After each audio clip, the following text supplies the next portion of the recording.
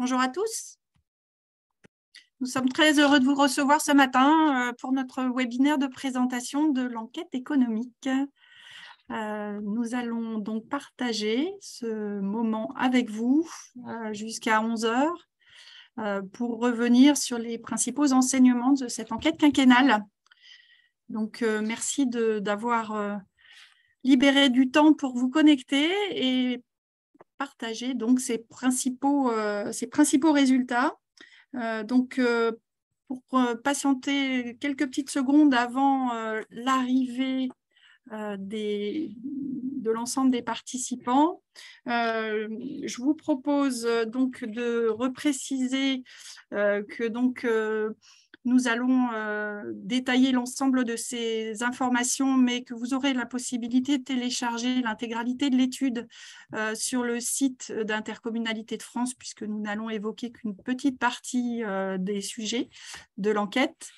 Et que par ailleurs, nous allons, dans la mesure du possible, le distanciel n'est pas forcément l'outil le plus simple, mais nous allons essayer de vous laisser au maximum poser des questions et vous laisser la parole au fur et à mesure. Et pour cela, nous vous proposons de lever la petite main jaune pour que nous puissions vous ouvrir le micro, vous permettre de vous présenter en 2 mots et de poser votre question. Vous avez également le chat qui vous donnera la possibilité en ligne de poser au fur et à mesure et au fil de l'eau vos questions. Et voilà, donc simplement en 2 mots, donc moi je suis Charlotte Sorin-Descamps.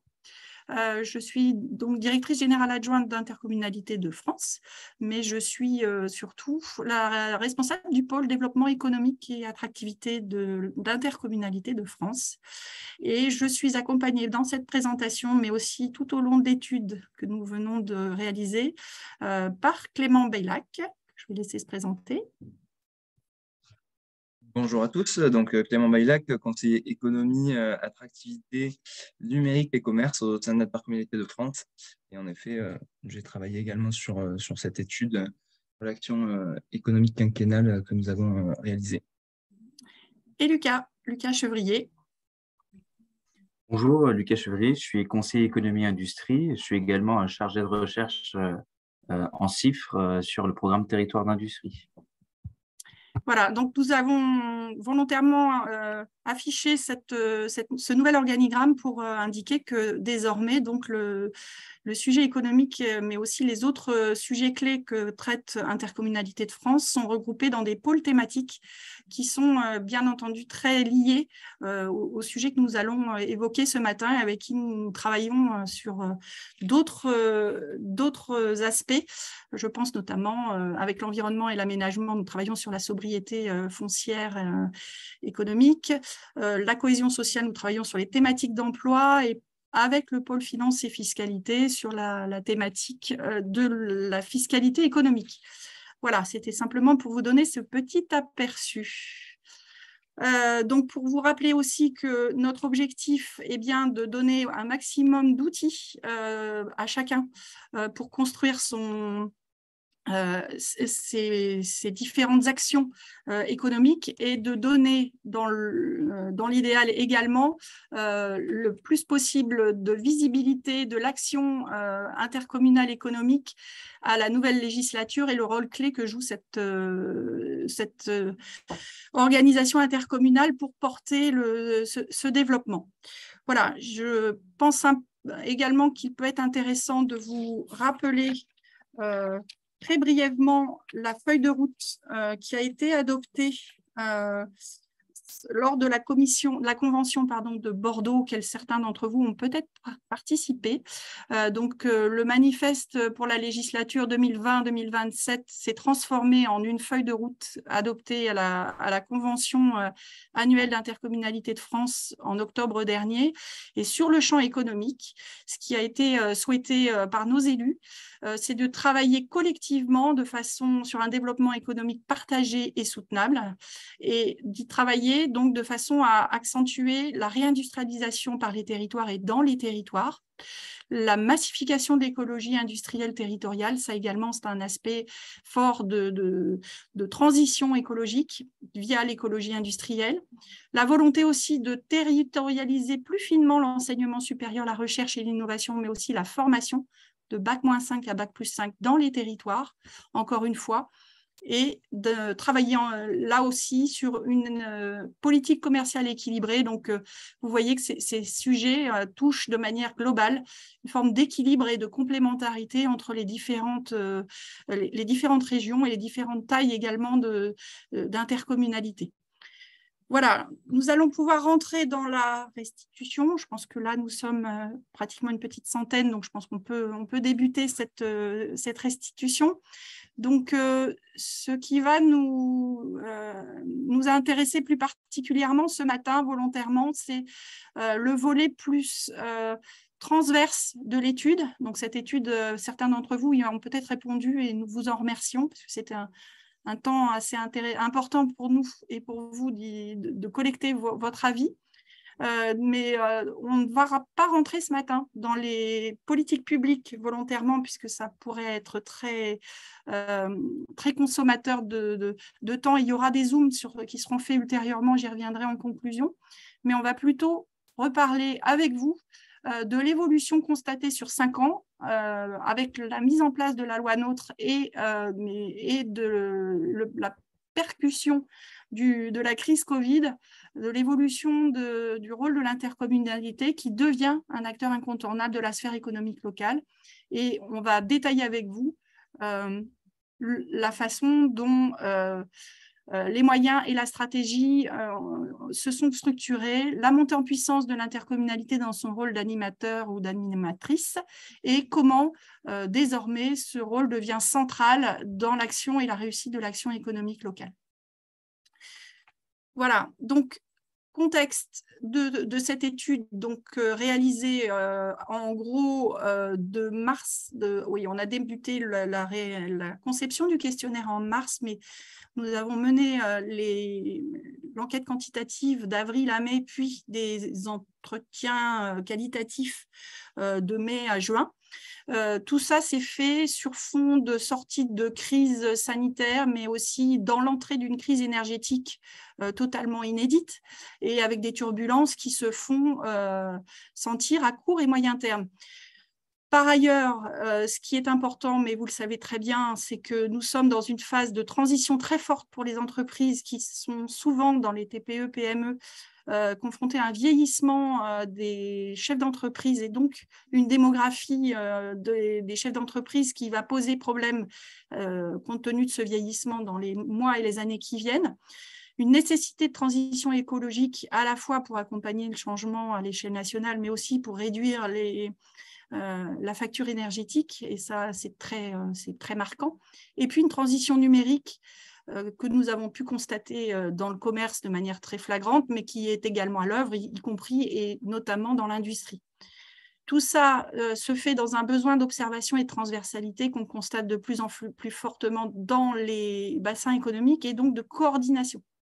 Voilà, donc ce qu'on a fixé comme objectif dans notre étude et ce que les élus en attendaient, c'était de pouvoir vérifier quelle était la place de l'intercommunalité aujourd'hui comme acteur du développement économique local et de pouvoir identifier des tendances, des pistes d'action et des partenariats pour consolider ce rôle, puisque bien sûr, tout ça se fait dans un écosystème très ouvert et que l'intercommunalité n'a aucunement l'intention de faire à la place d'eux, mais plutôt avec. Voilà, donc je voulais indiquer des questionnaires envoyés donc, à nos adhérents, 1000 intercommunalités sollicitées sur les 1200 que compte le territoire national. Sur ces 1000, 300 ont accepté d'y répondre et c'était vraiment un panel très intéressant et très représentatif. Nous avons complété avec ces entretiens qualitatifs et nous obtenons du coup à peu près un taux de réponse de 20% parmi l'ensemble des communautés de communes au niveau national. C'est quasiment 38% des communautés d'agglomération et en fait 23% des établissements publics territoriaux, 28% des communautés de communes et 25% des métropoles. Pour votre information, donc nous avons recouvert du vocable grand urbain. Alors après, c'est un terme qu'on peut débattre, hein, mais voilà, on a mis ensemble les réponses des établissements publics territoriaux de l'Île-de-France, les communautés urbaines et les métropoles pour avoir une catégorie regroupée, éviter l'émiettement. Donc oui, le PowerPoint vous sera envoyé et vous aurez également l'accès à l'intégralité de l'étude.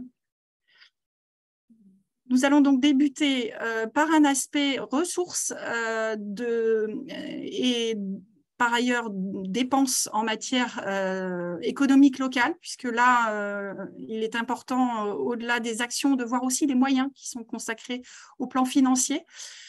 Donc, vous le savez, la CVAE disparaît et a posé une vraie frayeur, puisqu'elle représentait une part extrêmement forte des ressources intercommunales, ne serait-ce que sur la fiscalité économique en tant que telle.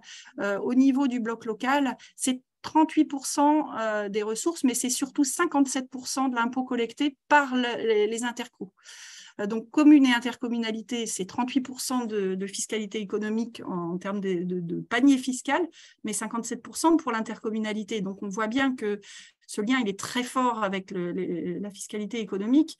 Donc, la question d'accueillir des entreprises reste un moteur important pour la vitalité et les ressources de l'intercommunalité. D'autant que l'intercommunalité, entre 2016 et 2020, a porté un effort extrêmement conséquent, tant en investissement qu'en fonctionnement, hors masse salariale, hein, c'est important, sur l'action économique. Alors, je ne sais pas sur l'écran si tout le monde perçoit, mais le schéma de gauche traite de l'effort réalisé en matière d'investissement. Donc, le premier bâton d'histogramme d'une même couleur représente les montants consacrés en 2016 et le deuxième bâton, c'est 2020. Donc, on voit que les communautés de communes ont fait un effort en investissement supplémentaire de 38% sur la même période, enfin sur la période 2016-2020. Cet effort, il a été relativement conséquent, mais moindre en pourcentage par les communautés d'agglomération, de plus 12%. Et surtout, le bloc grand urbain, lui, a fait un bond de 54% en matière d'investissement économique sur la période et qui en fait donc un acteur majeur de l'aménagement économique notamment, puisque là, on est sur l'investissement. Sur le fonctionnement encore une fois, hors masse salariale, ce qui veut dire qu'on neutralise tous les efforts de recrutement sur le développement économique, on y reviendra tout à l'heure, mais c'est néanmoins extrêmement sensible. Sur l'investissement, sur le fonctionnement, donc schéma de droite, là aussi, un effort conséquent. Les communautés de communes ont fait un bond de 36% de leurs dépenses en fonctionnement en matière économique, donc soutien aux acteurs économiques, soutien à des actions directement conduites par l'intercommunalité. Cette augmentation, elle est de 40% pour les agglomérations, et le grand urbain, lui, pour le coup, a également fait un bond de 71%, et c'est quelque part rapproché d'un effort très, très conséquent, un peu à la même échelle que parfois certaines régions. Voilà, donc on voit bien que l'action économique est devenue une priorité et devient de fait un choix très fort d'attribution de moyens financiers dans une période de restriction budgétaire. Donc c'est de manière relative un effort encore plus conséquent. Et donc on va pouvoir passer à la partie plus organisationnelle de l'effort qui est fait dans les intercommunalités. Et je vais passer la parole à Clément. Oui, merci Charlotte. Donc sur les moyens, on l'a vu pour les moyens financiers, également l'investissement. Sur les moyens humains, on remarque que c'est un indicateur important avec les moyens techniques et financiers pour mesurer le renforcement de l'intercommunalité en matière économique. Donc, on le voit sur ce graphique, on a une consolidation des services du développement économique au sein des intercommunalités, que ce soit les intercommunalités de toute taille, les communautés de communes, les communautés d'agglomération et le grand urbain. Donc aujourd'hui, 91% des intercos sont dotés d'un service économique en interne, contre 69% en 2016. 100% pardon, des communautés d'agglomération et du grand urbain sont dotés d'un service de développement économique. À noter qu'aujourd'hui, 10% des comités de communes n'ont toujours pas de service développement économique à proprement parler. Donc, on a une très forte augmentation de 23% des comités de communes entre 2016 et 2022. Ça, c'est l'élément à noter sur ce graphique. Au sein de ces services développement économique, on constate une hétérogénéité des ressources humaines. Vous le voyez ici, 76% des répondants ont moins de 5 personnes dédiées au développement économique et presque 100% des comités de communes sont dans ce cas. Donc, 22% des communautés de communes ont moins d'un ETP dédié à l'action économique. Donc, c'est assez, avec des temps partiels, c'est assez peu pour les actions à réaliser aujourd'hui. 73% des comités d'agglomération ont entre 2 et 10 ETP. Et presque 80% du grand urbain a plus de 11 ETP en interne ou rattachés à une agence de développement économique ou d'attractivité. Donc, c'est 40% des comités d'agglomération et un tiers du grand urbain qui souhaitent renforcer ces effectifs. Donc, ça, c'est à noter, puisque ces chiffres illustrent la montée en puissance des collectivités locales sur cette thématique et l'importance aux yeux des élus locaux. Donc, on a des intercos qui souhaitent recruter par la suite. Donc, on a quelques questionnements là-dessus au sein d'Intercommunauté de France, au sein de l'association. Quelles sont les nouvelles missions assumées en lien avec les responsabilités des intercos, puisqu'aujourd'hui, on le sait, les missions sont élargies. On a des missions d'accueil, de rencontre des chefs d'entreprise, de montage de projets, des services partagés. Puis en même temps, il faut consolider une prospective et une stratégie, une vision stratégique. On a une complexification des sujets, notamment sur la sobriété foncière, le ZAN, le zéro artificialisation nette, mais également des sujets de transformation écologique et numérisation des entreprises. On y reviendra plus tard. Troisième point, on a un besoin de transversalité entre les services, que ce soit les services juridiques, urbanistique, l'urbanisme, la mobilité avec le développement économique. Donc, Intercommunauté de France avait réalisé un référentiel métier des développeurs économiques en 2016.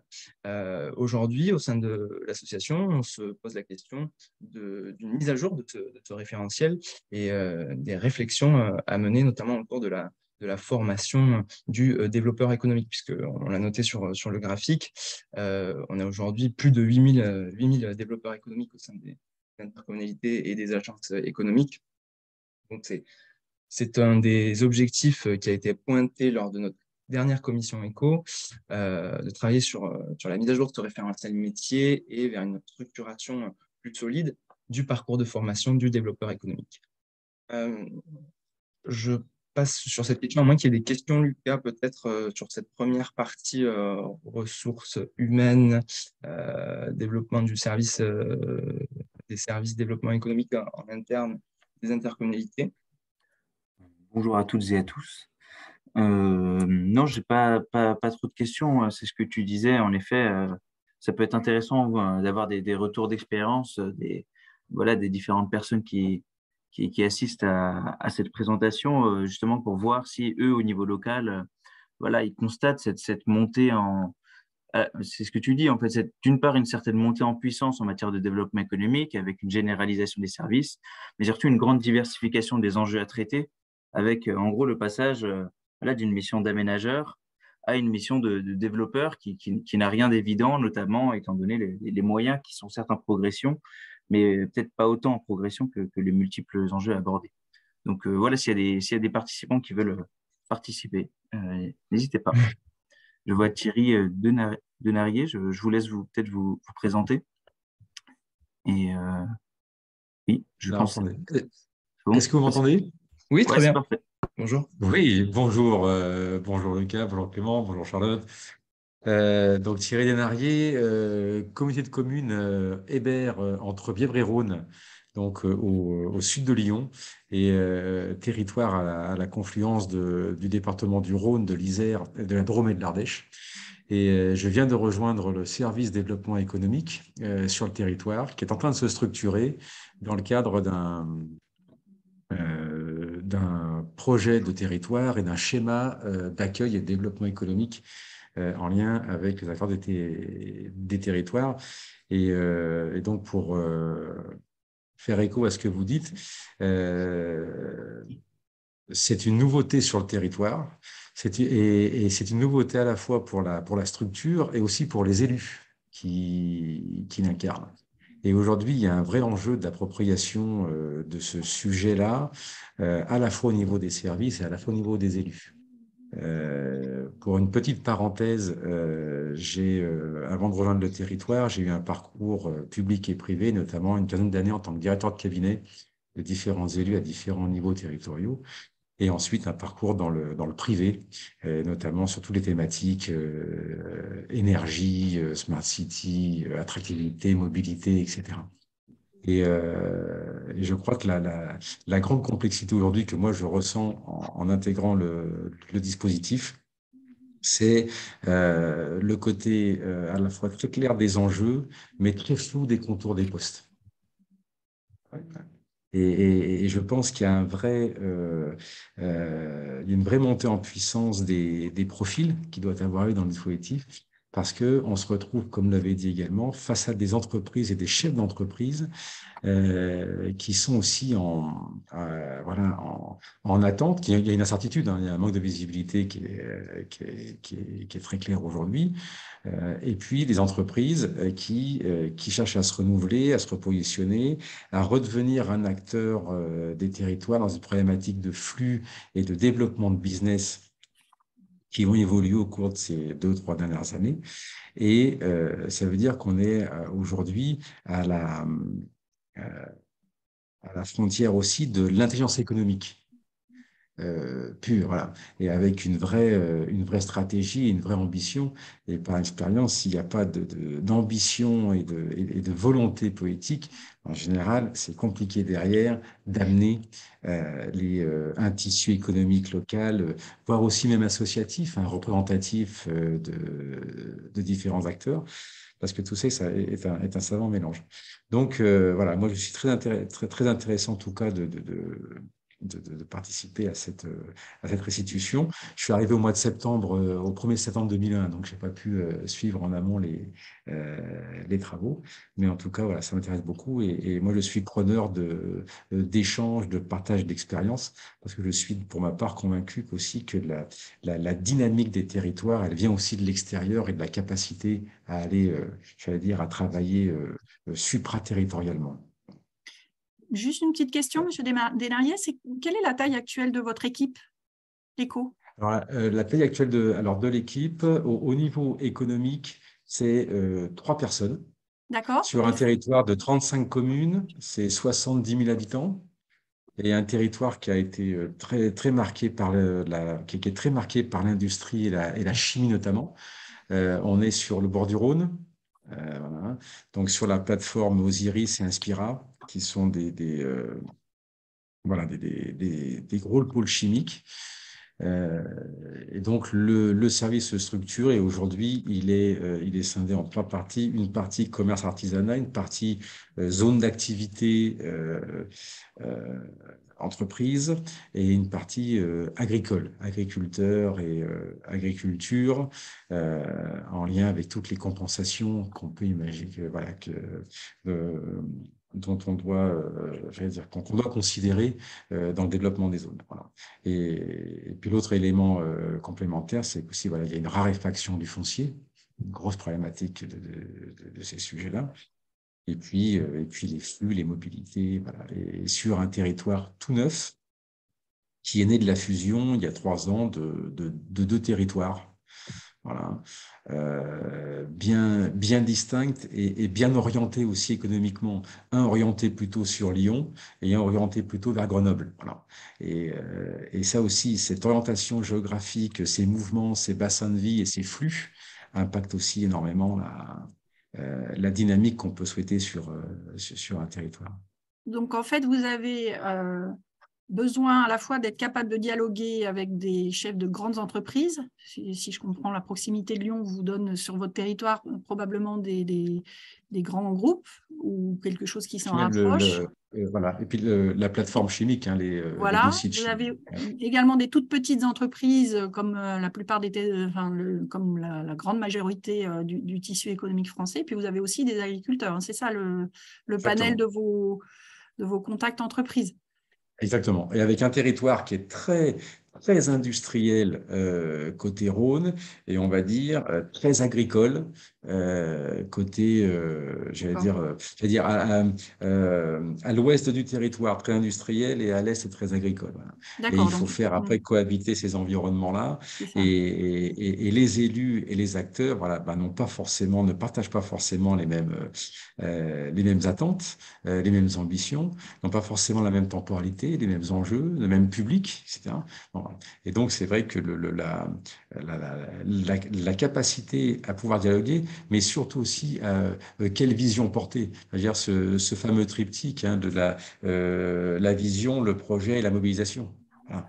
Et ça suppose une incarnation politique, ça suppose un cap au niveau des services très clair, une feuille de route très claire. Et ça, aujourd'hui, donc on est en pleine, au niveau du territoire entre Bièvre et Rhône, en pleine gestation, voilà, en pleine transition. OK. Vous avez associé les entreprises à la construction de votre schéma d'accueil et de développement économique? Vous avez mis qui autour de la table? Tout à fait. Les acteurs du territoire, on a fait une enquête questionnaire sur les entreprises du territoire. Voilà. Mais avec quand même, j'allais dire, on a confié cette étude, ce schéma de développement à un bureau d'études. Mais tout ça s'est fait quand même, enfin, je le perçois comme ça avec le recul, enfin le peu de recul que j'ai, pardon, ça s'est fait quand même de manière assez entre les élus et le bureau d'études et la personne qui a dû mettre en place le service développement économique. Hein. Et sur un territoire qui est en construction, partagé, mais au niveau plutôt intercommission, qu'avec, de mon point de vue, comment dire, un vrai partage avec les acteurs, l'ensemble des acteurs du territoire. Voilà. Mais je pense par manque de moyens, par un calendrier, un agenda qui impose peut-être une marche forcée, pour se structurer. Voilà. Donc voilà. Et ça, c'est mon voilà. Mais ça, c'est mon ressenti. Et quand je commence maintenant à prendre un petit peu mes marques et à rencontrer les chefs d'entreprise, voilà, voilà, ils savent que le projet existe. Voilà, mais c'est pas parce qu'on sait les choses qu'on a l'information, qu'on les comprend et qu'on les connaît. Et on sent quand même il y a beaucoup d'interrogations. Et tous n'ont pas forcément la disponibilité pour participer à la réflexion, et elles l'ont d'autant moins si ce qui leur a présenté est un peu flou. D'accord. Okay. D'accord. Merci, Monsieur Denarié, pour ce témoignage. Merci beaucoup pour cette illustration. Je me permets une petite incise, Lucas, peut-être avant de prendre une autre question sur les enjeux nouveaux. Je ne l'ai pas évoqué dans ma présentation, mais on voit que certains territoires sont peu dotés, notamment les communes en ressources humaines, mais elles peuvent s'appuyer sur les agences de développement économique et d'attractivité Donc 50% des services développement économique qui sont délégués tout en partie le sont vers des agences de développement économique et d'attractivité. Le reste des délégations, si j'ose dire, va vers des chambres consulaires, donc CCI, et régions. On a également un appui de l'Agence nationale de la cohésion des territoires, l'ANCT, sur certaines ingénieries qui peuvent aussi aider les comités de communes, notamment sur PVD ou des agglomérations sur les programmes ACV. Et bien sûr, territoire d'industrie, on y reviendra demain. Mais c'est important aussi de le préciser, puisque plus de 70% des emplois industriels sont dans des villes de moins de 20 000 habitants. Donc, le développement économique de ces territoires a aussi des problématiques très complexes à gérer. On parlait de vision aussi avec M. Denarié. Peut-être Lucas, qui a d'autres questions sur cette partie-là ou d'autres demandes d'intervention? Non, alors j'avance. Sur la vision du développement économique et la formalisation d'une stratégie éco, là aussi, on note une maturité plus grande par rapport à l'étude qui avait été réalisée en 2016, puisqu'aujourd'hui, la moitié des intercommunalités ont une stratégie économique formalisée et débattue.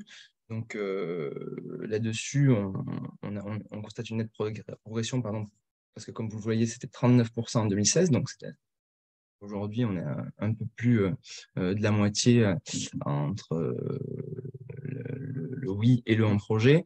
Un quart des intercommunalités ne le réalisent pas toujours. Donc cette vision stratégie économique locale permet aussi de lier à d'autres enjeux connexes comme la transition écologique. En effet, plus on formalise, plus on délibère sa stratégie éco, plus on peut la lier avec d'autres enjeux. Peut-être que je passe rapidement, que le temps défile, à moins qu'il y ait d'autres questions.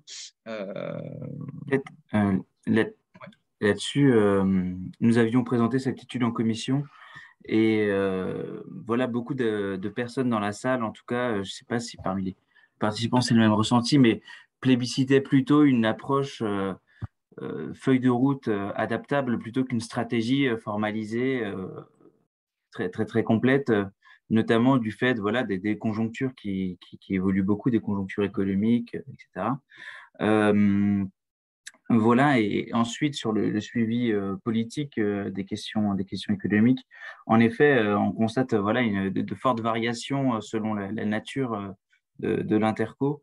Voilà, ça renvoie aussi à un travail que nous aimerions davantage faire de sensibilisation forcément des élus aux questions du développement économique, qui vont notamment poser question à l'heure où la fiscalité économique locale est en partie remise en cause.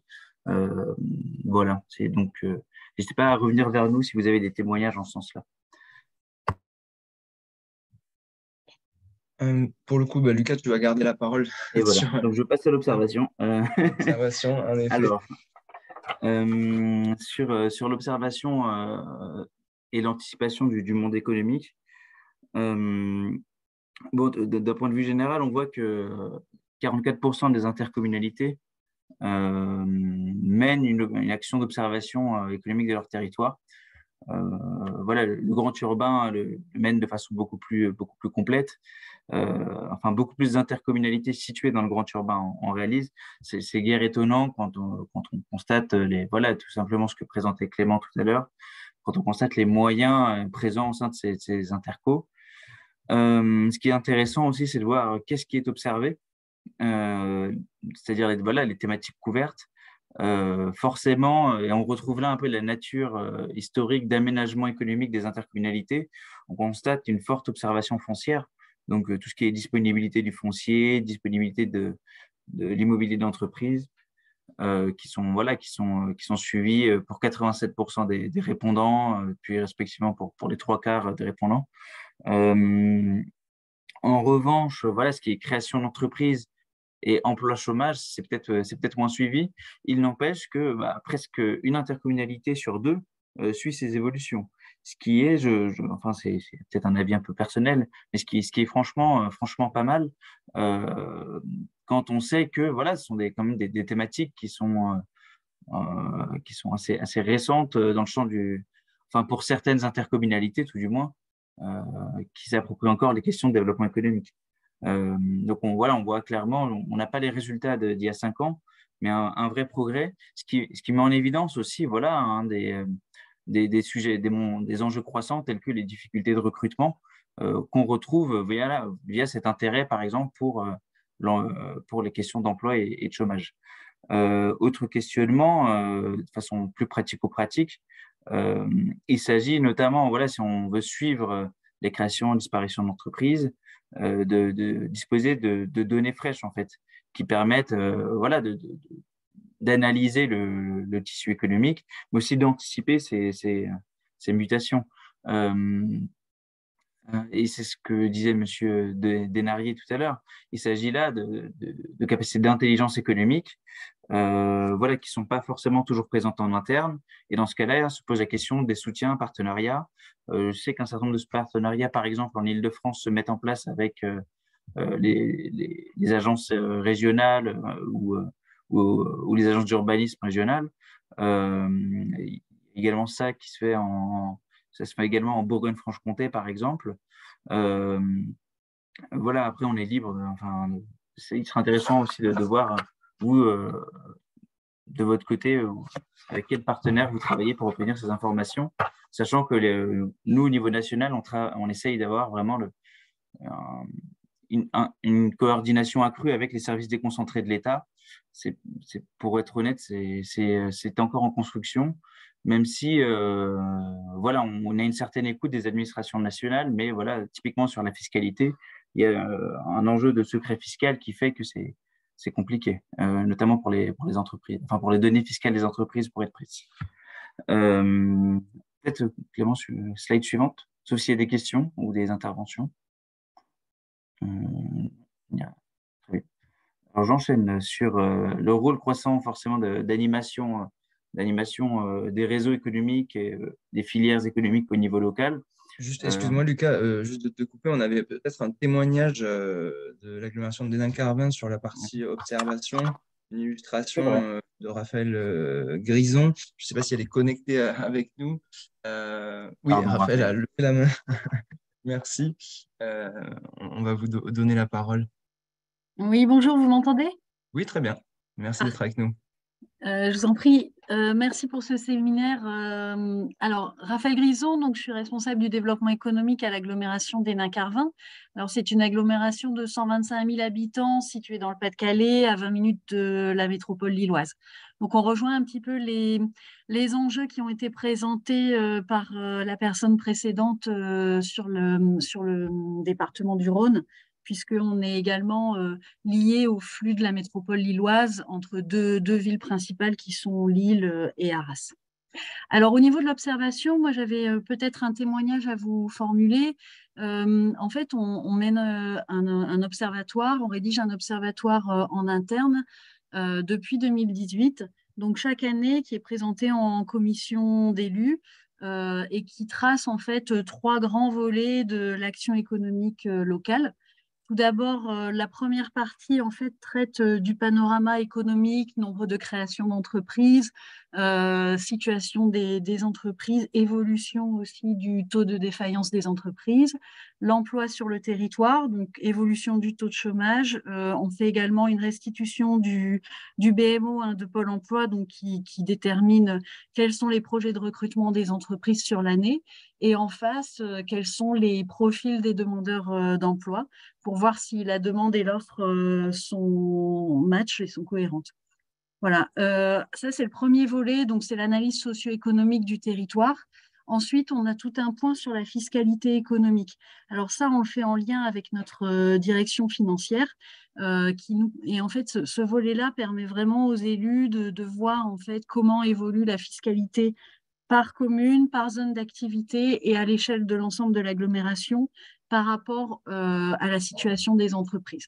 Voilà, donc on traite du poids de la fiscalité économique par rapport à la fiscalité totale, l'origine du produit fiscal par commune, quelles sont les principales entreprises contributrices. Alors pour ça, on ne va pas aller chercher le nom des entreprises, hein, puisque, comme vous le disiez tout à l'heure, ce sont des données confidentielles.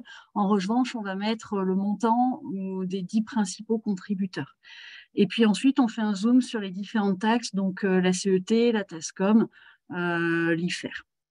Alors ça, c'est donc le deuxième volet qui est la fiscalité. Et le troisième volet, c'est plus un rapport d'activité, on va dire, de l'action économique locale, puisqu'on établit donc le taux de commercialisation sur nos zones d'activité, quels sont les projets, enfin les ventes qui ont eu lieu dans le courant de l'année, et puis comment évolue l'immobilier d'entreprise qui est géré en direct par l'agglomération.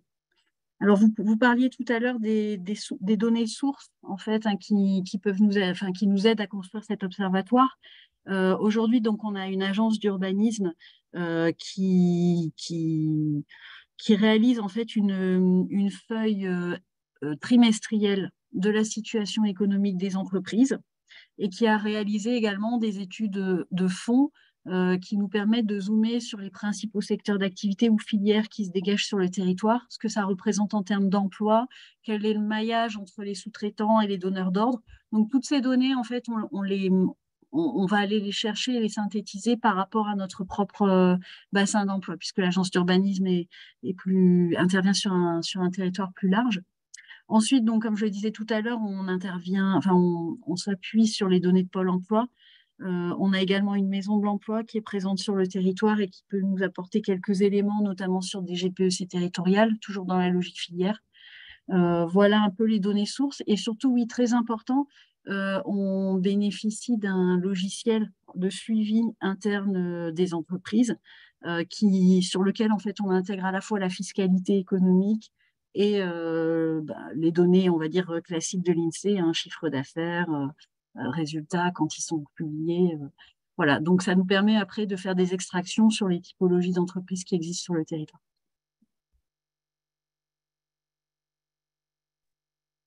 Merci, merci Madame Rizou pour cette illustration. Et en effet, vous montrez aussi que réaliser un observatoire peut aussi contribuer à de la transversalité entre services avec le service financier. Ouais, tout à fait. Je te laisse la parole, Lucas, à moins qu'il y ait d'autres demandes d'intervention. Là. Non. Donc, on continue avec le rôle croissant d'animation du développement économique de l'intercommunalité. C'est ça.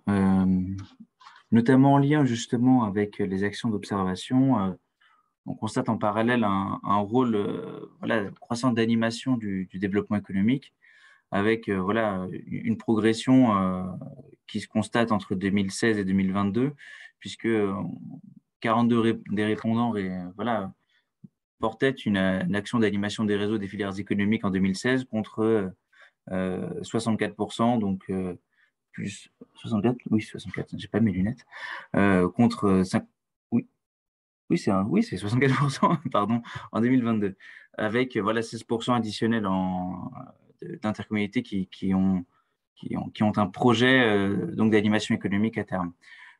Forcément, il y a un certain nombre de différences constatées entre les communautés de communes et les communautés d'agglomération, avec toutefois un fort effet de rattrapage qui est assez intéressant à observer.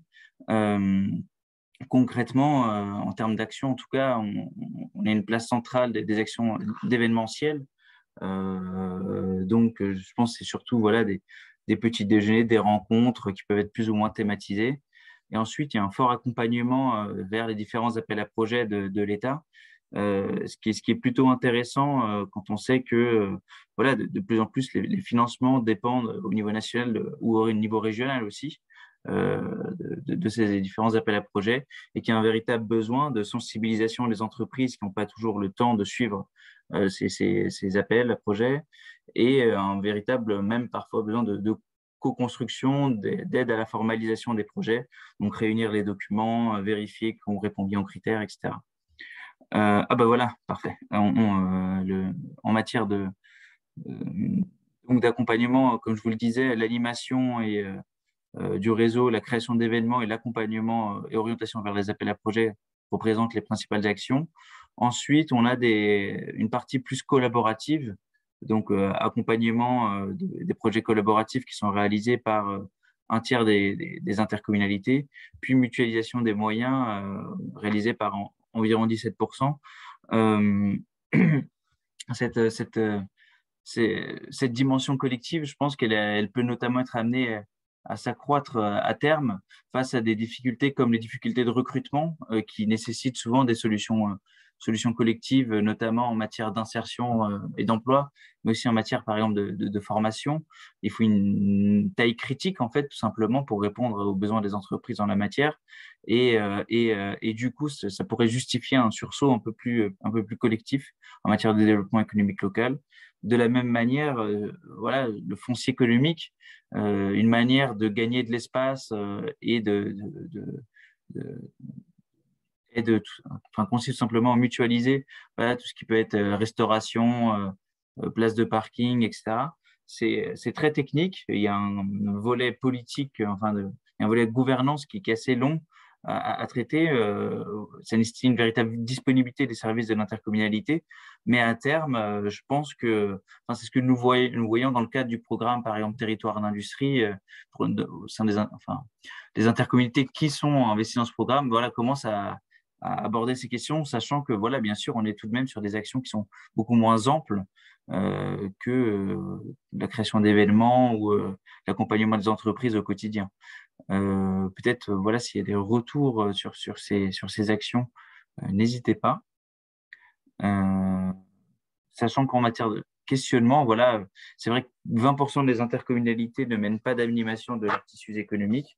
Il faudrait voir quelle complémentarité il y a dans ce cas-là avec les services des communes, puisque voilà, parfois la compétence reste partagée. Et puis ensuite, voilà, comment expliquer une faible mutualisation des moyens malgré des enjeux forts tels que la sobriété foncière, l'attractivité économique, l'emploi et la formation. Je pense que c'est en croissance. Il faudra voir dans 5 ans. Voilà. Clément, je te laisse prendre peut-être la suite.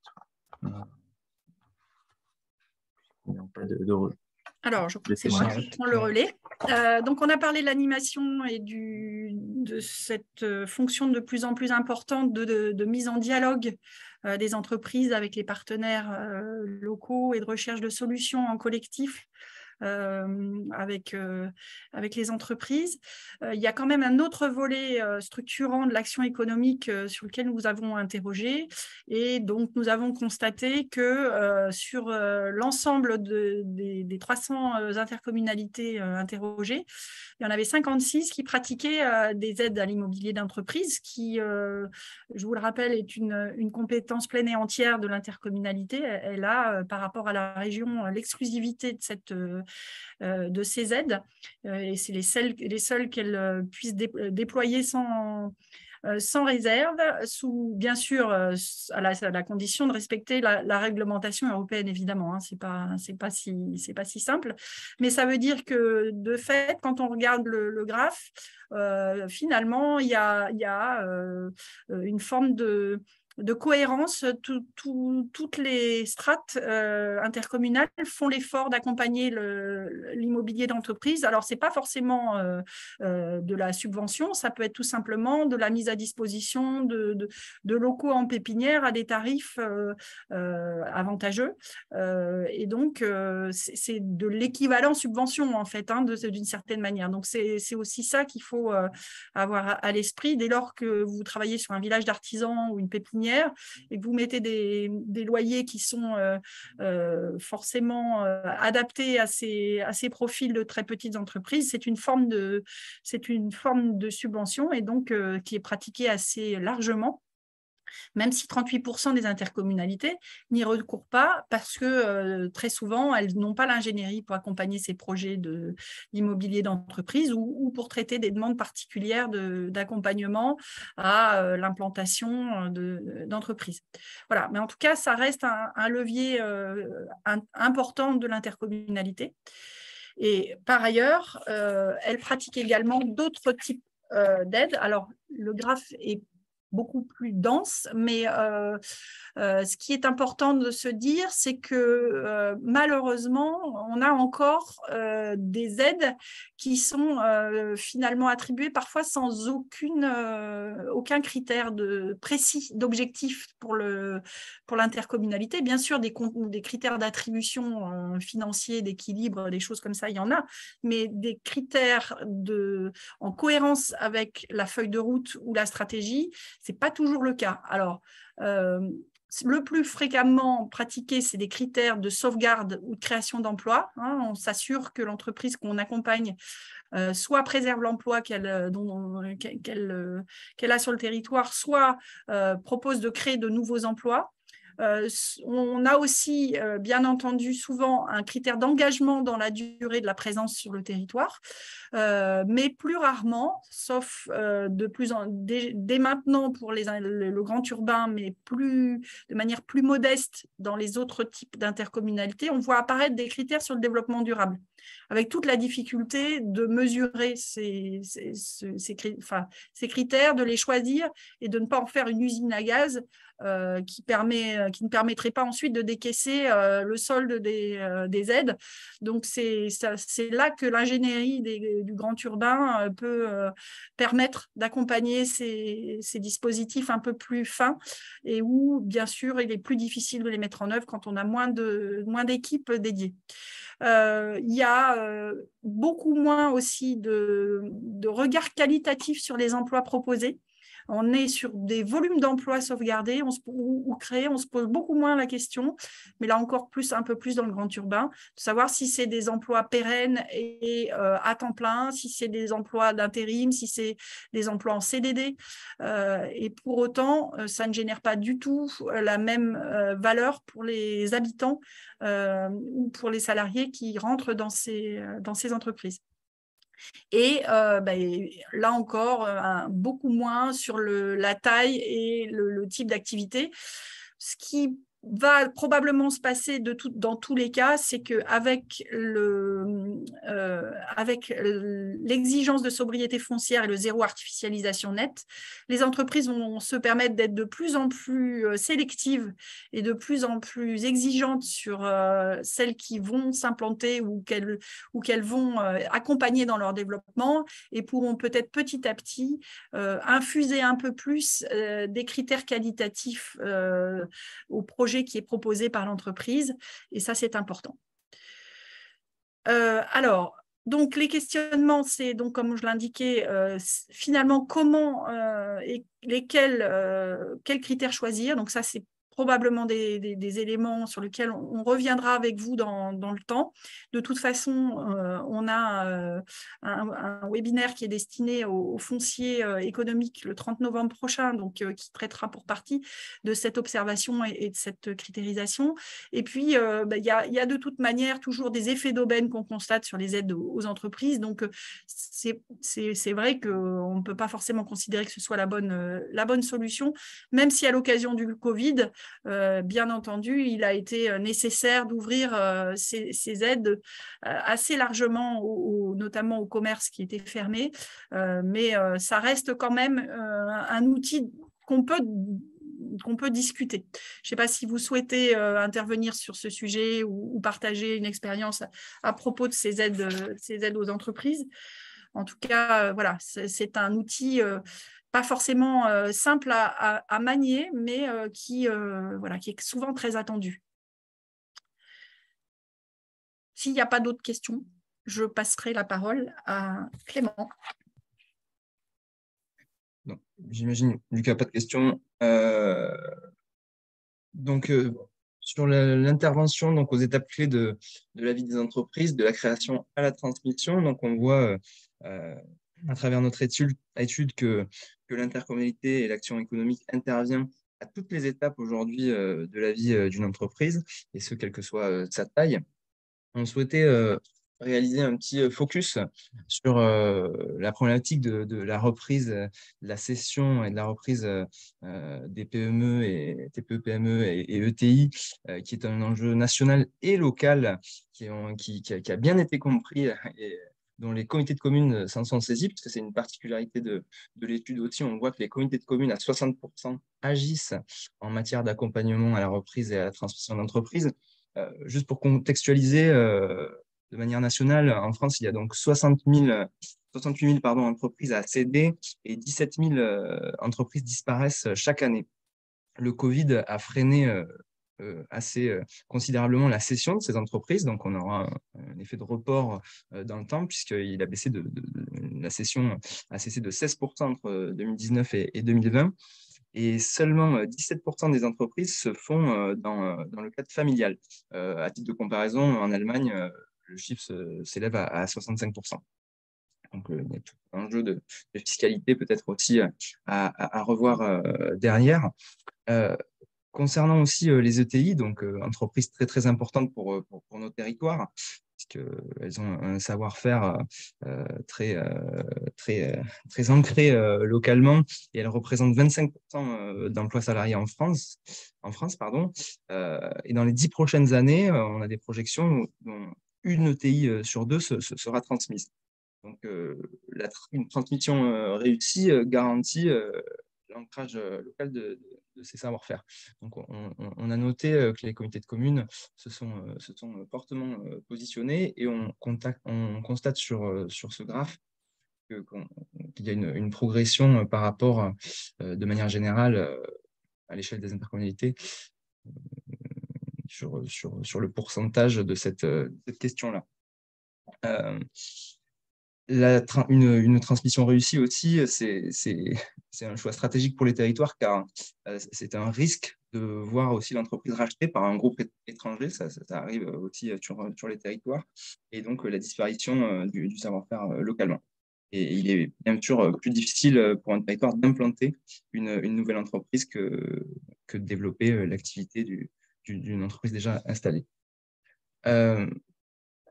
Une slide aussi sur la création d'entreprises. Bien sûr, l'intercommunalité, de par son action éco, intervient sur cette question-là.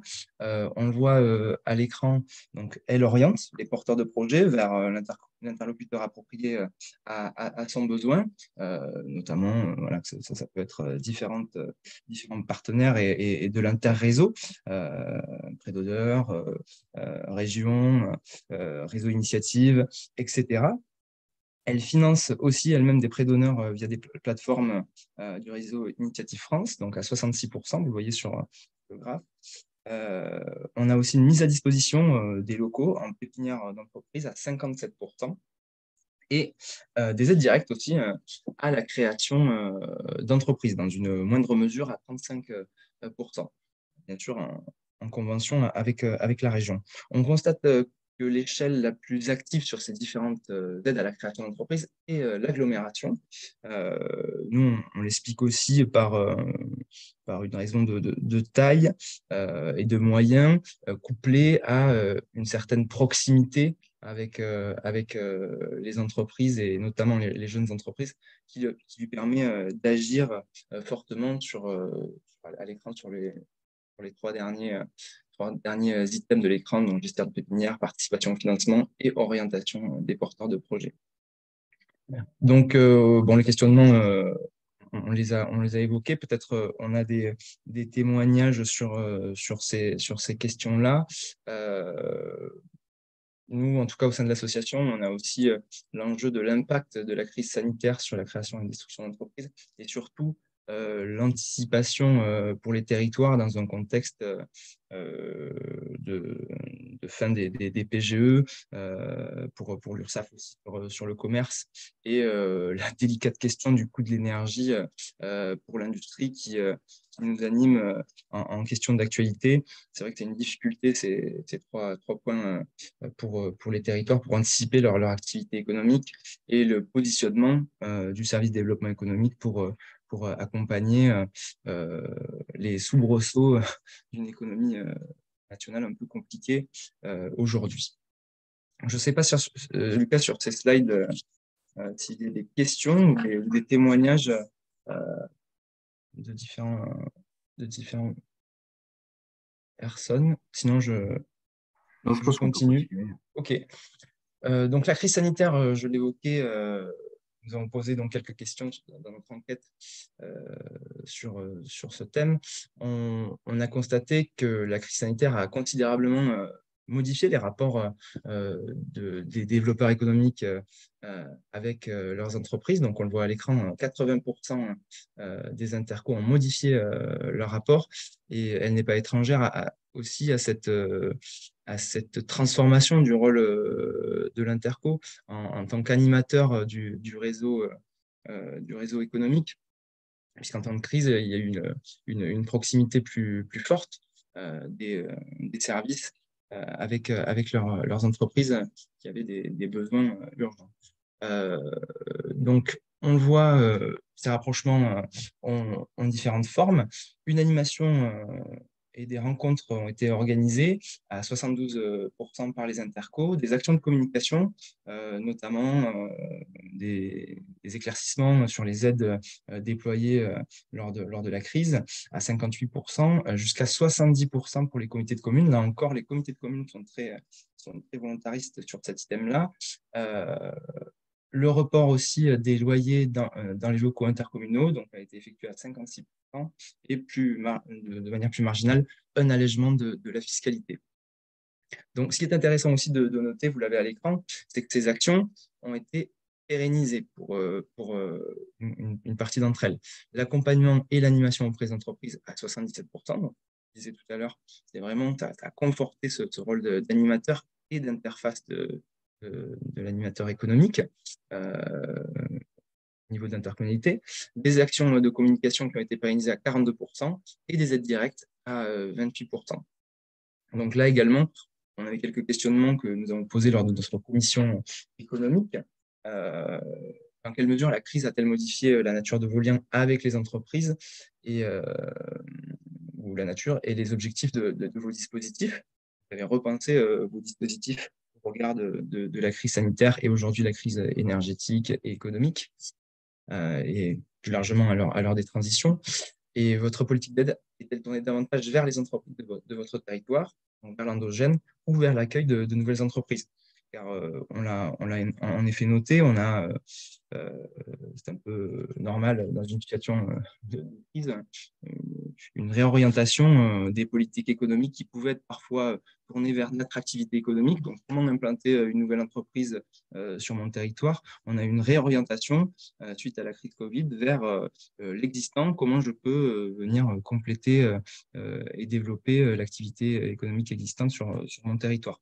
Ce qui est intéressant de noter aussi, c'est que le CNER, donc le réseau des agences de développement économique et d'attractivité et d'innovation, nous a aussi, nous avons échangé là-dessus, et il y a aussi une réorientation des agences de développement économique et d'attractivité et d'innovation qui est constatée à l'échelle de ces agences-là, qui quand même, leur corps de compétences était plutôt tourné vers l'extérieur, vers l'endogène. On a une volonté de mieux connaître et le tissu économique local et d'apporter des réponses aux besoins du tissu économique local des entreprises. Voilà, sur cette partie-là, on a une partie à donc accompagner les transitions écologiques et numériques des entreprises dans les territoires. Donc, Lucas, tu travailles aussi sur cette question, notamment dans le groupe de travail TETI.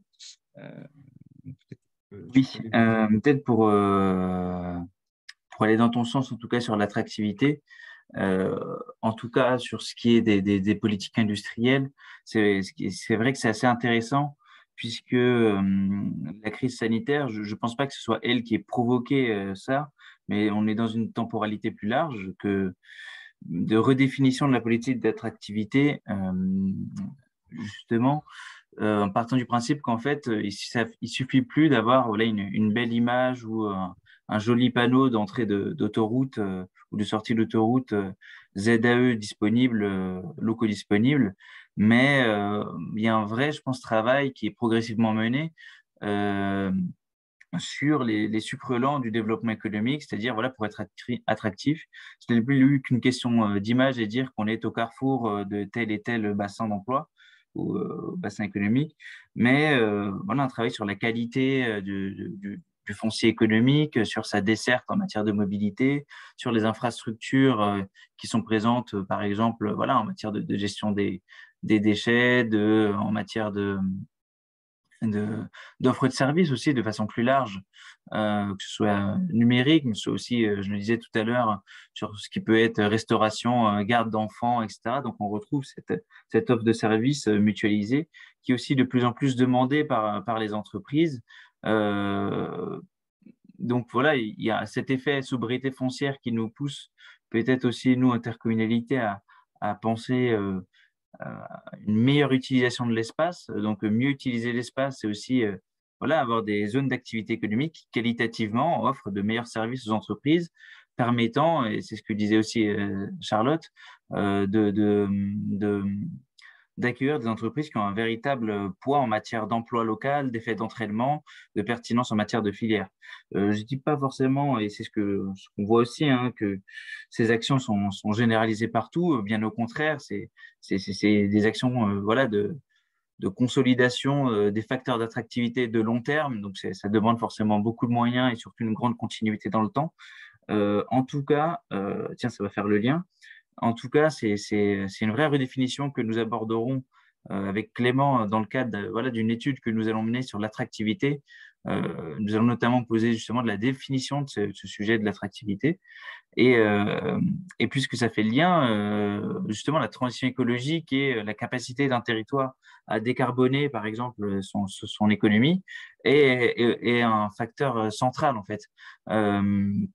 Notamment puisque voilà, de plus en plus, l'implantation d'entreprises fait attention à voilà, la présence, par exemple, de réseaux d'écologie industrielle territoriale, d'économie circulaire, qui sont en fait ou une production énergétique locale pour des raisons environnementales, mais aussi pour des questions plus trivialement et tout aussi nécessaires, économiques, puisque voilà, l'économie de flux d'énergie ou de matière est un facteur de compétitivité, hein, et notamment là, c'est ce qu'on voyait avec l'arrêt d'un certain nombre d'industries.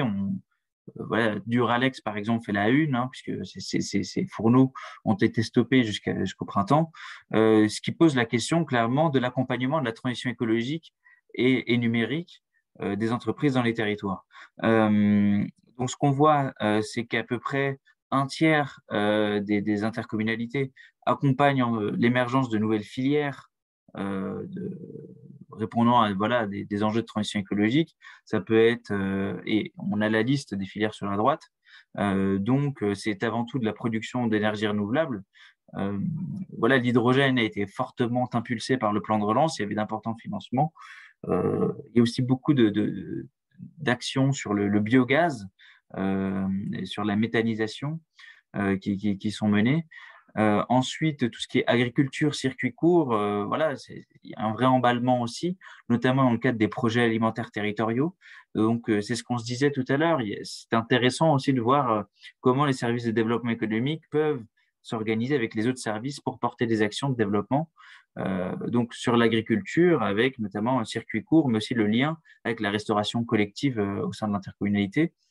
L'hydrogène, production ENR, dont hydrogène du coup, recyclage circulaire, enfin économie circulaire, cette fois-ci on peut faire les liens avec les compétences en matière de gestion des déchets.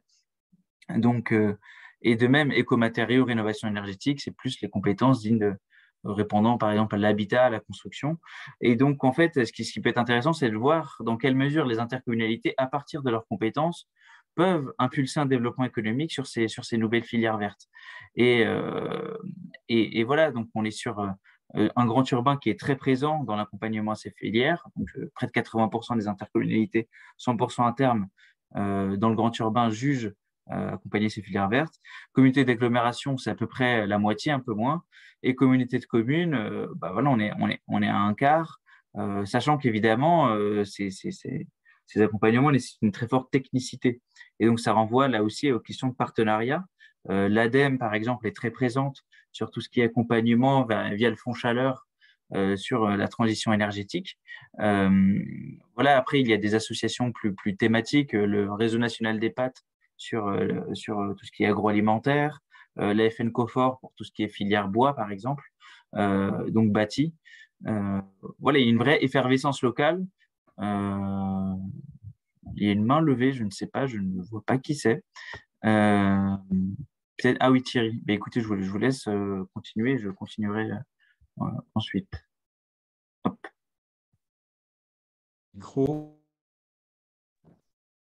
Oui, par rapport à ces acteurs et ces partenaires que vous citez sur les réseaux de transition écologique et numérique, je pense notamment aux grands syndicats d'énergie, au pôle via la FNCCR au niveau national, qui sont amenés à traiter ces sujets d'aménagement du territoire et d'attractivité à travers les réseaux, que ce soit les réseaux de distribution d'énergie et les réseaux numériques, et notamment dans le cas France très haut débit.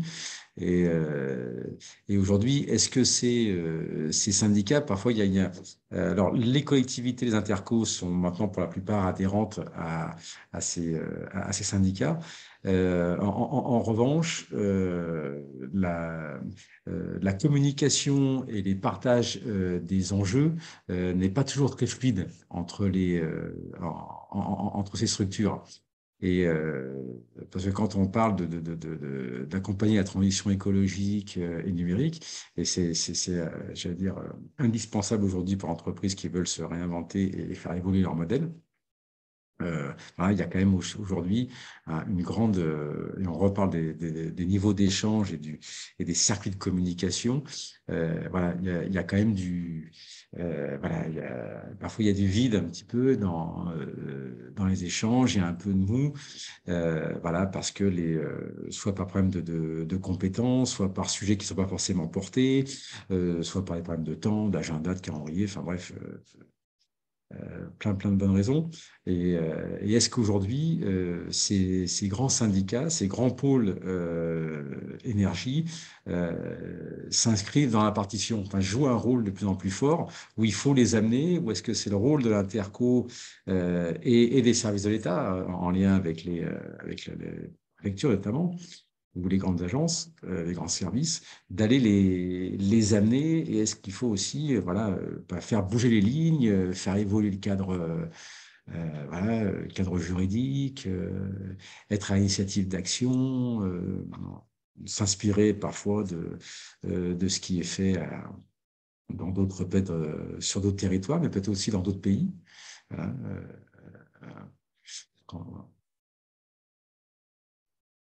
Oui. Ce sujet des syndicats, il est effectivement très, très complexe, il est très enchevêtré. Les syndicats sont encore très, très nombreux quand on en fait une cartographie sur un territoire. Ceux sur l'énergie et ceux sur l'eau sont ceux qu'on identifie souvent le plus rapidement, mais il y en a énormément. C'est un chantier en tant que tel, en fait, qui commence à se dessiner, notamment... on était en échange hier avec l'Institut Paris Région, donc c'est l'agence d'urbanisme en région parisienne qui va y travailler de manière particulière parce que oui, il y a une vraie difficulté à démêler ce qui relève de la décision de l'intercommunalité et celle du syndicat et de plus en plus. Donc, aujourd'hui, on n'aura pas la réponse à votre question, mais moi, j'entends bien que cette question-là, elle monte de plus en plus et elle risque d'être en débat dans les mois qui viennent dans notre association. Et je me permets de compléter juste, Charlotte. Pardon, allez-y, monsieur Denarié, excusez-moi. Non, c'est bon. Je serais heureux d'y participer si cela est possible ou si c'est un groupe de travail qui se met en place sur le sujet. Parce que j'ai collaboré au niveau cabinet aux syndicats d'énergie départementaux, notamment à leur création à partir de 2006 sur la départementalisation des syndicats. Et donc, voilà, c'est une vision du sujet, une passerelle possible. Voilà, Ok, à votre disposition.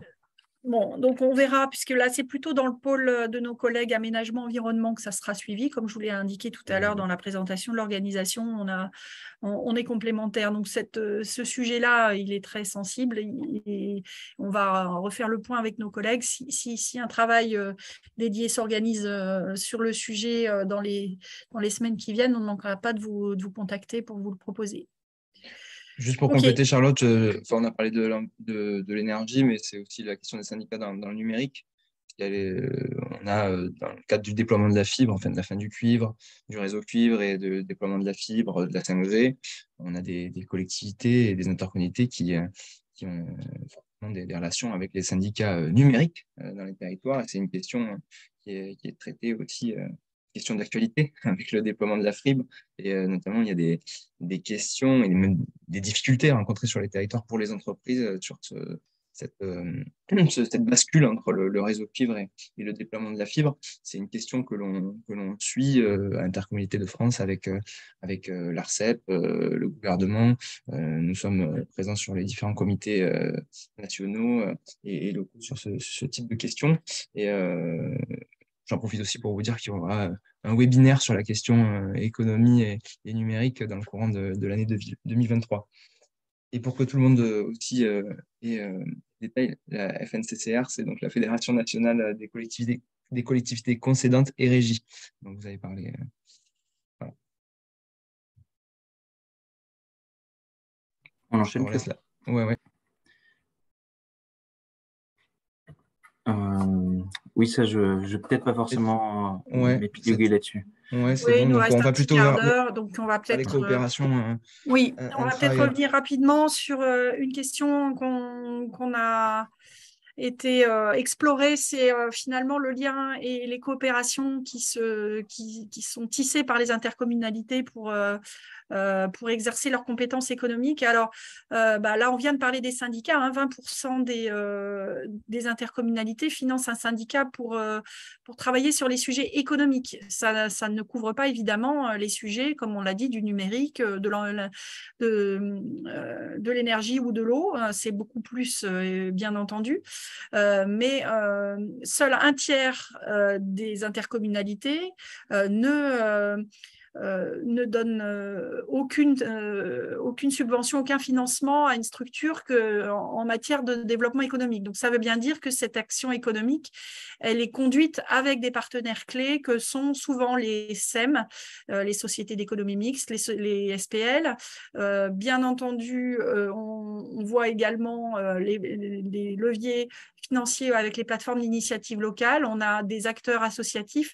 Et ce qu'on voit apparaître, je le souligne très brièvement puisqu'on n'a plus beaucoup de temps, mais 10% des intercommunalités sont désormais actionnaires de sociétés coopératives d'intérêt collectif qui sont des leviers assez intéressants de développement d'emploi sur le territoire. Et c'est le seul format dans lequel la collectivité peut s'intégrer dans une structure et donc faire partie notamment de la gouvernance et faciliter de fait la création d'emplois dans le secteur de l'économie sociale et solidaire, mais pas que. Il y a plein de possibilités, notamment en cas de reprise d'entreprise suite à une défaillance.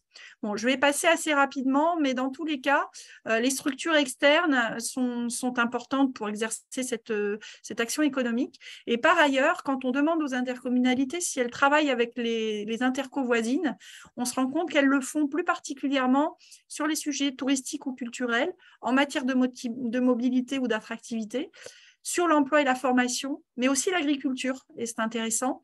Par contre, ce qui est plus préoccupant, c'est qu'il y a finalement assez peu de réflexions communes sur le foncier, seulement un quart, alors que tout est très imbriqué. Et qu'en matière d'écologie industrielle, c'est pareil, on a assez peu de réflexions partagées avec les territoires voisins. Sur l'innovation également et comme on le voit sur l'enseignement supérieur. Donc voilà, ça questionne sur comment renforcer ces liens avec les territoires voisins sur la question du foncier, ça on y reviendra, et de l'écologie industrielle. Ça questionne aussi sur que va-t-il se passer au bout du bout si on constate que la CCI continue de se replier sur des fonctions payantes. Et oui, et je vois la question sur les coopérations avec les chambres consulaires. Les CCI ont dû recentrer très fortement leur activité sur des missions payantes, et les actions comment dire, d'accompagnement local à titre gracieux se font de plus en plus rares. Donc là, c'est un vrai repositionnement, et donc on va y revenir juste après, mais bon, on constate une évolution de ce panorama.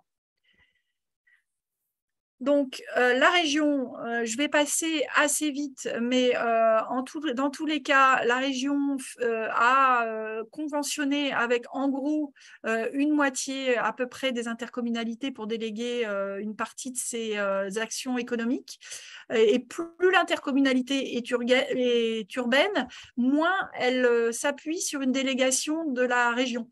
Ça a été une surprise pour nous, et en même temps, quand on y réfléchit, le grand urbain, donc les communautés d'agglomération, les établissements publics territoriaux, les métropoles et les communautés urbaines ont souvent plus de moyens et plus d'ingénierie que les autres strates, et ce qui leur permet du coup de conduire leur propre dispositif sans dépendre forcément d'un accord de la région dès lors qu'elles ne pratiquent pas des aides directes.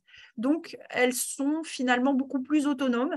Et par contre, les communautés d'agglomération sont celles qui s'appuient le plus parce qu'elles ont une forte volonté d'agir sur le plan économique, et qu'en général, les régions mettent à leur disposition tout un panel de dispositifs clés en main pour lesquels elles conventionnent. Je vais passer donc à la suivante. Alors, vous pourrez y revenir parce qu'il ne nous reste plus que 8 minutes. Donc, ce qui est généralement réalisé en commun, bien, on voit vous le verrez plus dans le détail, mais tout ce qui est avec les agences de développement, c'est essentiellement de l'inventaire d'entreprise et de l'animation, mais dans tous les cas, on a des relations avec la région et des intercommunalités qui se cherchent un peu et qui visent à une complémentarité, mais qui n'est pas toujours facile selon les territoires, selon la région et selon aussi la capacité à agir en propre de l'intercommunalité. Alors, je vais passer à la suivante. Alors, la coopération et la concertation en matière de SRD2I, donc cette nouvelle génération de SRD2I, a fait l'objet d'une concertation plus large sur le papier, puisqu'on constate sur la version 2022 que 76% des intercommunalités ont été associées à la concertation, là où seuls 58% l'avaient été en 2016.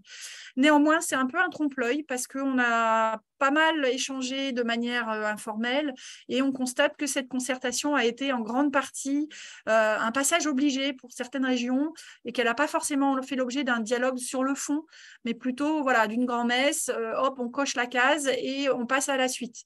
Donc, on pourrait éventuellement en rééchanger, mais le SR2I n'a pas forcément été un outil de co-construction d'une stratégie régionale partagée.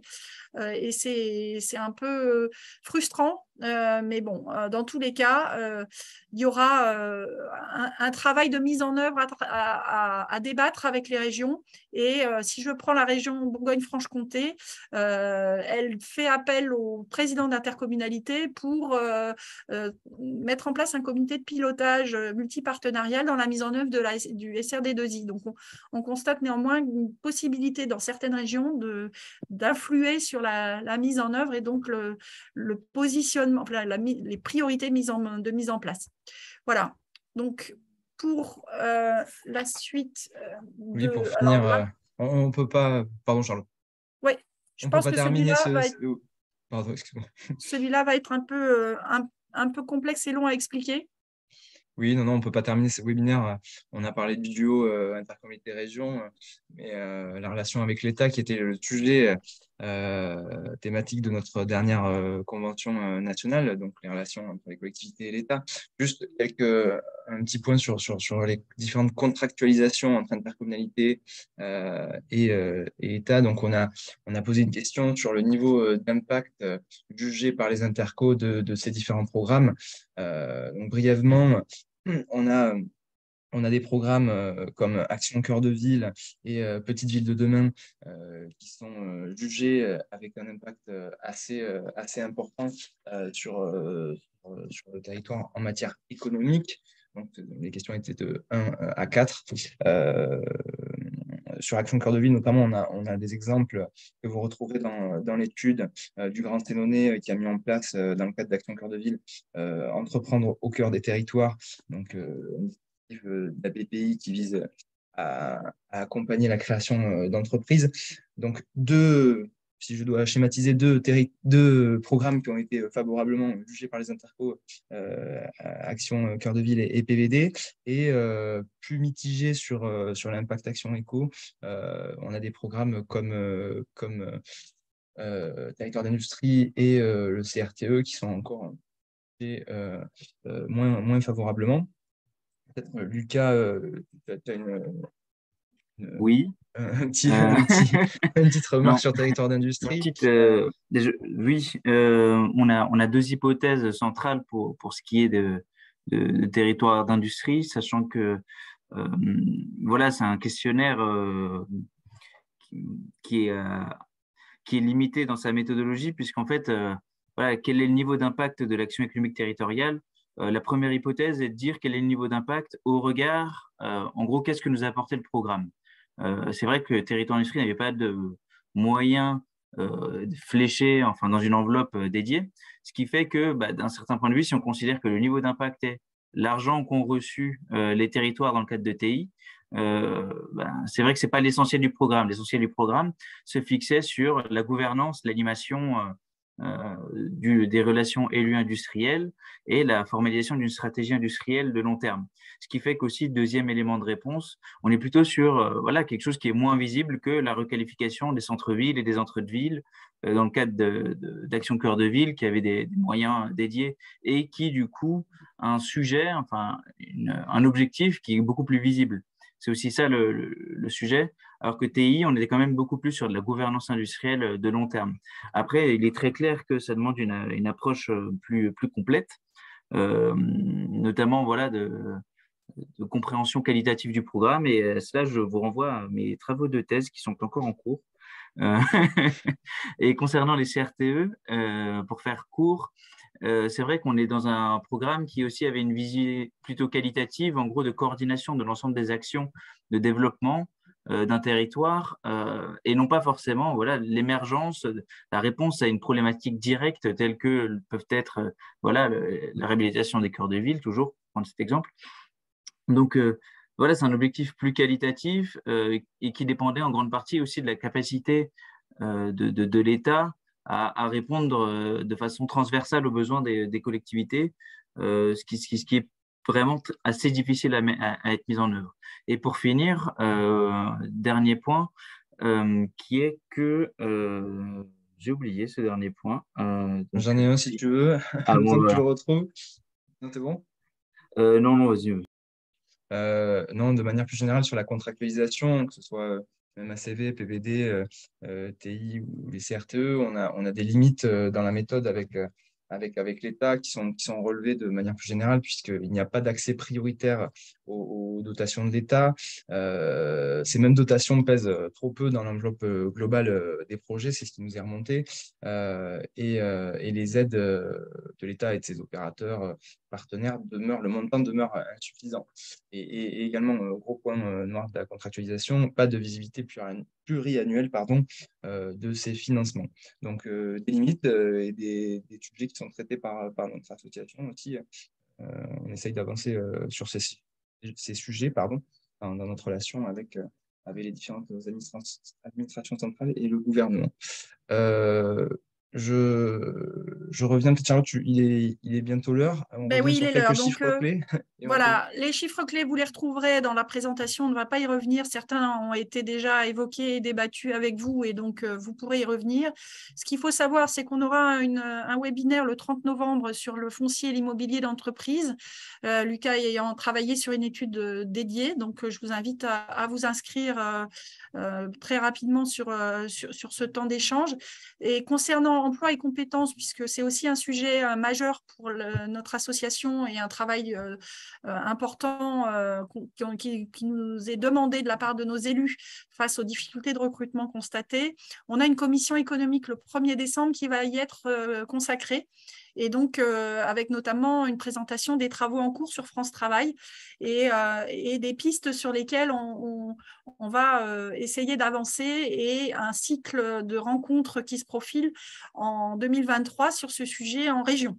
En délégation régionale. Voilà, donc pour faire très court, les enseignements de cette enquête quinquennale vont nous nourrir pour les mois qui viennent et vont nous permettre de travailler plus finement avec les intercommunalités. Dans tous les cas, les questions de synthèse sur lesquelles on peut conclure sont les dernières. Lucas, la suivante, la slide d'après. Voilà, la question sur laquelle on veut absolument alerter et attirer l'attention de chacun, c'est la nécessité de mobiliser une observation économique pour pouvoir être fin dans la stratégie. C'est de construire une gouvernance partagée qui soit la plus adaptable à la réalité de chacun. C'est de travailler sur le parcours résidentiel et l'endogène, parce que c'est devenu vraiment une priorité de travailler sur l'accompagnement des entreprises du territoire. Et bien entendu, de continuer à réfléchir de manière un peu innovante et différente pour s'articuler avec le soutien de l'État en matière notamment de commerce et d'industrie. Et bien sûr, toute la question de l'accompagnement à la transition écologique et aux tensions sur le marché du travail. Voilà sur quoi on va avancer prochainement, et sur quoi on essaiera le plus possible de s'appuyer sur vos bonnes pratiques, sur vos questionnements aussi, et d'aller peut-être plus loin sur certains sujets par des petites enquêtes flash auxquelles nous vous remercions d'avance de consacrer un petit temps. Voilà, nous sommes dans la dernière seconde, donc si quelqu'un a encore une question qui l'empêcherait de dormir, c'est le bon moment, sinon nous en resterons là pour aujourd'hui, et nous vous remercions de votre présence à distance, mais de votre écoute. Voilà. Merci beaucoup, à bientôt. Merci beaucoup, à bientôt. Merci.